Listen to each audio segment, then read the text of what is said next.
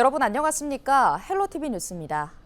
목동 아파트 14개 단지가 토지거래 허가구역으로 재지정됐습니다. 서울시는 지난 17일 제5차 도시계획위원회를 열고 목동과 압구정동, 여의도동 등 주요 재건축 단지 총 4.57제곱킬로미터 구역에 대해 토지거래 허가구역으로 재지정했습니다. 해당 구역은 오는 26일 토지거래 허가구역 지정 만료를 앞두고 있었지만 이번 결정으로 지정 효력이 내년 4월 26일까지로 1년 더 연장됩니다. 서울시는 투기 거래를 사전에 차단하기 위한 불가피한 선택이라며 개발 기대감이 높은 지역에서 구역 지정이 해제될 경우 투기 수요의 유입 가능성이 커질 것으로 판단했다고 설명했습니다. 토지거래 허가구역은 부동산 가격 급등이 우려되는 개발 예정지 인근에 투기적 거래를 막기 위해 도입된 제도로 허가구역 내에서는 토지를 취득할 때 사전에 구청장의 허가를 받아야 합니다. 신목동역 일대 안양천변 수변 문화조성 사업이 속도를 내고 있습니다. 양천구는 안양천변 수변 문화조성 사업인 가칭 안양천 빅테크의 설계 공모 당선작으로 건축사무소에 인유해 다시 있다를 최종 선정했다고 밝혔습니다. 당선작 다시 있다의 핵심 테마는 가변식 차수벽을 설치해 안양천과 도시와의 연결성을 강화하고 도시 방향 데크와 하천 방향 데크의 공간적인 연계로 순환 동선을 구축한 것입니다. 또 연면적을 기존보다 34% 이상 대폭 확장해 편의점과 카페 커뮤니티 센터 등을 배치했으며 데크 공간에 승강기를 계획해 접근성을 개선했습니다. 서울시가 청년 주거비 부담을 덜어주기 위해 월세 10,000원 청년 주택을 마련했습니다. 동작구 공영주차장 부지에 건립된 청년주택은 지하 1층, 지상 5층, 연면적 3,229제곱미터로 36세대 규모인데요. 월 임대료는 기존 공공임대주택의 10% 수준인 10,000원이며 보증금도 기존보다 50% 저렴하게 책정될 예정입니다. 내부에는 냉장고와 드럼 세탁기, 에어컨 등 생활 가전제품과 일체형 가구장이 갖춰져 있습니다. 입주는 24일부터 6월까지 순차적으로 진행됩니다. 양천구가 찾아가는 주민센터 순회 치매 선별 검진을 운영합니다. 오는 6월까지 4개월간 실시되는 이번 검진은 18개 동 주민센터에서 인지 선별 검사와 전문의 진료 서비스가 원스톱으로 제공됩니다. 검진 대상은 60세 이상 구민이며 인지 능력 저하가 의심되는 구민이면 60세 미만도 가능합니다. 검진을 원하는 주민은 주소와 상관없이 검진 일정을 확인한 후 신분증을 지참하고 동주민센터를 방문하면 됩니다. 서울시의회 제323회 임시회가 지난 19일 개회했습니다. 이번 임시회는 다음 달 3일까지 15일간의 일정으로 열립니다. 임시회 기간 시정 질문과 교육 행정에 관한 질문이 실시되고 상임위원회별로 의원 발의 조례안과 시장 제출 의안 등 총 131건의 안건을 심사합니다. 오는 27일 은평구 진관동에 있는 국가민속유산 금성당에서 금성당제가 열립니다.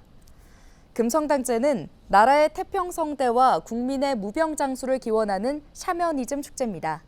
마을 주민과 금성대군 후손이 참여하는 일부 유교 제례와 2부 전통 신앙 의례로 진행됩니다. 금성당은 서울 월계동, 망원동, 진관동에 있었는데 현재는 진관동에만 남아있으며 2008년 국가민속문화재로 지정됐습니다. 관람은 무료며 사전 예약 없이 자유롭게 입장할 수 있습니다.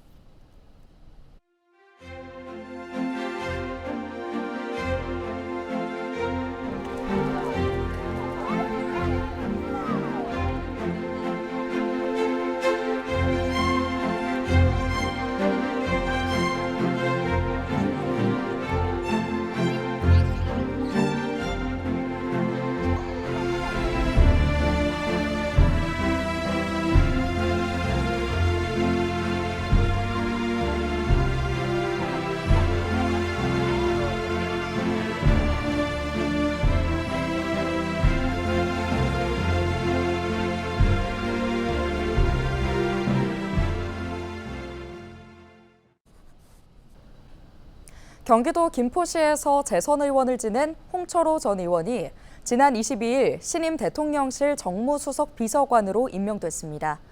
윤석열 대통령은 홍철호 신임 정무수석에 대해 자수성가한 사업가로서 민생 현장의 목소리도 잘 경청할 것이라는 기대를 밝히기도 했는데요. 홍철호 정무수석과 전화로 앞으로의 활동 계획을 직접 들어봅니다. 네, 이번에 신임 정무수석이 임명되셨는데요. 먼저 소감 한 말씀 부탁드립니다. 어깨가 무겁죠. 지금 국민들도 힘드시고 우리 정치하는 사람들도 제 역할을 못하고 하니까 정치인의 한 사람이 이제 또 정부 쪽으로 갔기 때문에 어깨가 많이 무거워요. 네, 이제 지역을 떠나 정부에서 일을 하게 되셨는데요. 한편으로는 아쉬움도 좀 있을 것 같습니다. 이번 총선에 대한 소회나 지역 주민들에게 하고 싶은 말씀이 있으실까요? 저는 김포가 아니면 국회의원을 할 이유가 없다고 말씀드렸잖아요. 지금도 그 생각은 변함이 없고요.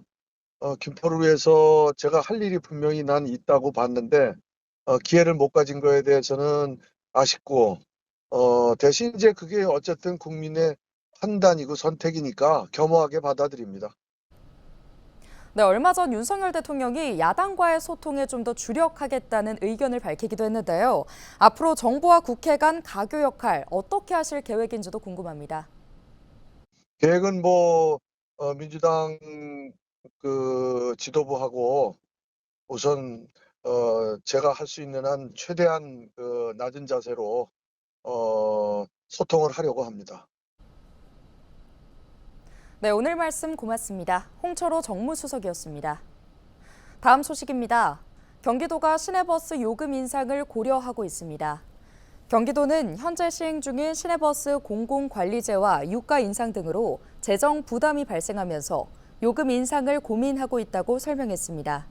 경기도는 지난해부터 요금 인상과 관련한 용역을 진행하고 있으며 5월에서 6월에 나오는 용역 결과를 바탕으로 공청회와 도의회 의견 청취 등을 거쳐 인상 여부를 결정할 예정입니다.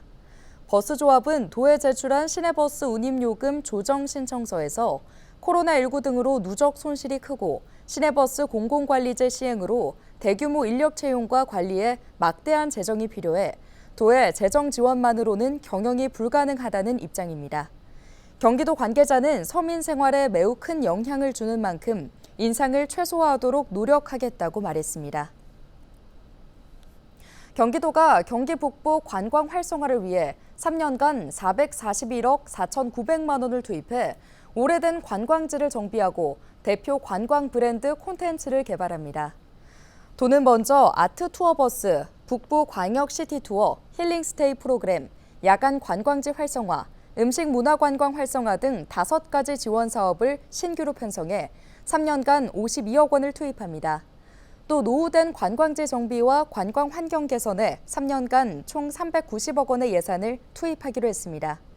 경기도 관계자는 관광산업이 경기 북부의 새로운 성장 동력이 될 수 있도록 최선을 다하겠다고 말했습니다.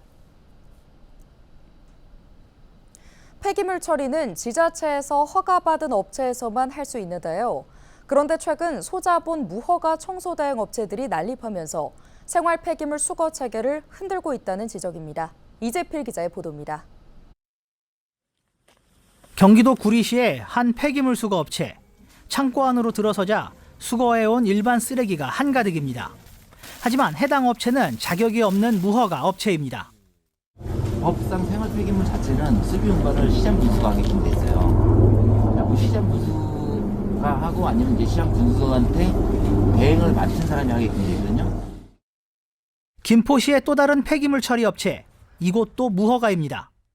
가전제품 같은 거 갖고 오셔가지고 이렇게 지금 재활용을 하시거나 이런 거 하시려면 관할 환경부나 이제 관할 쪽에서 신고를 하시고 재활용업이나 이런 관련 신고를 하시고 좀 하셔야 돼요. 경기도가 허가를 받지 않고 생활 폐기물을 처리하는 등 폐기물 관리법을 위반한 업체 22개소를 적발했다고 23일 밝혔습니다. 주요 사례를 살펴보면 서울시의 한 업체는 무허가로 서울에서 수거한 생활 폐기물을 구리와 광명 등에서 처리하다 적발됐습니다. 이천시의 한 업체는 이 사업을 하면서 관할 지자체에 신고를 하지 않은 채 이사 시 발생한 대형 폐가전 제품을 보관하다 적발됐습니다.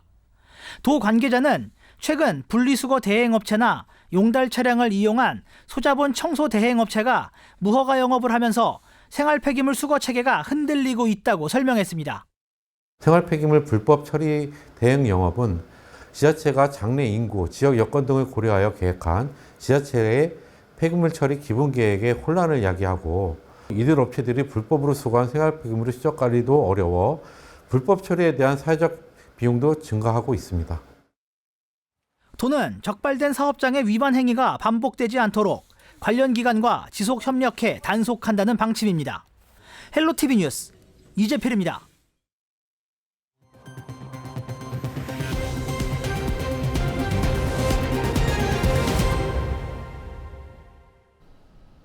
다음 달 수도권 아파트 8,200여 가구가 집들이를 할 예정입니다. 부동산 플랫폼 집방의 자료를 살펴보면 5월 전국 아파트 입주 물량은 22,605가구로 이 중 36%인 8,238가구가 수도권에서 입주하는 걸로 집계됐습니다. 지역별로 보면 서울은 입주 물량이 없고 경기 5,675가구, 인천 2,563가구가 입주합니다. 직방 관계자는 주춤했던 새 아파트 입주가 5월부터 다시 증가하며 6월에는 더 늘어날 전망이라며 특히 수도권 위주로 입주가 활발히 진행될 예정이어서 수요자들의 관심이 높을 것으로 보인다고 설명했습니다. 인천시가 다음 달부터 동일 건축물에 대해 건축 심의와 경관 심의를 함께 진행합니다. 시는 현재 별도로 운영 중인 건축위원회와 경관위원회 위원들로 공동위원회를 구성해 같은 장소에서 일괄 심의할 예정입니다. 심의는 매월 한 차례 개최를 기본으로 하고 안건이 많으면 2차례 열 계획입니다. 이에 따라 그동안 건축 경관 심의에 4개월에서 6개월 걸렸던 기간이 절반가량 줄어들 것으로 예상됩니다. 건축주는 본인 상황과 여건에 따라 공동심의 대신 건축 경관 개별 심의를 선택할 수도 있습니다. 서울시가 수돗물 생산 비용을 줄이기 위해 노후 펌프 점검에 나섰습니다. 서울 아리수 본부는 지난해 수돗물 생산에 든 동력비는 749억 원으로 전년 대비 30% 증가했다고 밝혔습니다. 동력비는 대형 취송수와 가압 펌프가 에너지 사용량의 90%를 차지해 에너지 절감을 위해 개선 과제로 꼽혀왔습니다. 이에 따라 아리수 본부는 취송수 펌프와 가압 펌프에 대한 성능 진단과 개선을 통해 연간 4억 원의 동력비를 절감했다고 밝혔습니다. 또 올해부터는 주요 펌프 구입 시 계약서에 성능 보장 책임에 대한 내용을 명기해 부실 펌프 납품을 차단할 계획입니다. 인천시가 오는 24일부터 제조업 성장 지원을 위해 소공인 지원 특례 보증을 접수합니다. 이번 사업은 총 100억 원의 융자 규모로 수행기관인 인천신용보증재단과 신용보증협약을 체결한 은행에서 대출을 실행하는데요. 지원 대상은 인천 내 사업장을 둔 소공인으로 업체당 최대 1억 5천만 원까지 대출받을 수 있으며 3년간 연 1.5%의 이자 비용을 지원받게 됩니다. 대출금 상환은 1년 거치 4년 매월 분할 상환 방식이며 보증 수수료는 0.8%입니다. 자세한 내용은 인천시나 인천신용보증재단 누리집에서 확인할 수 있습니다. 유정복 인천시장이 동아시아 도시들과의 협력 강화를 위해 6박 7일 일정으로 출장을 떠납니다. 일정은 23일부터 오는 29일까지며 방문 대상국은 태국과 중국입니다. 유 시장은 태국 방콕시를 먼저 방문해 자매도시 결연을 위한 양해각서를 체결할 예정입니다. 이어 중국 청도시에서 열리는 국제우호도시 시장 포럼에 참석한 뒤 시안시에서 관광객 유치 협약을 맺고 양 도시 간 협력 확대 방안을 논의할 예정입니다.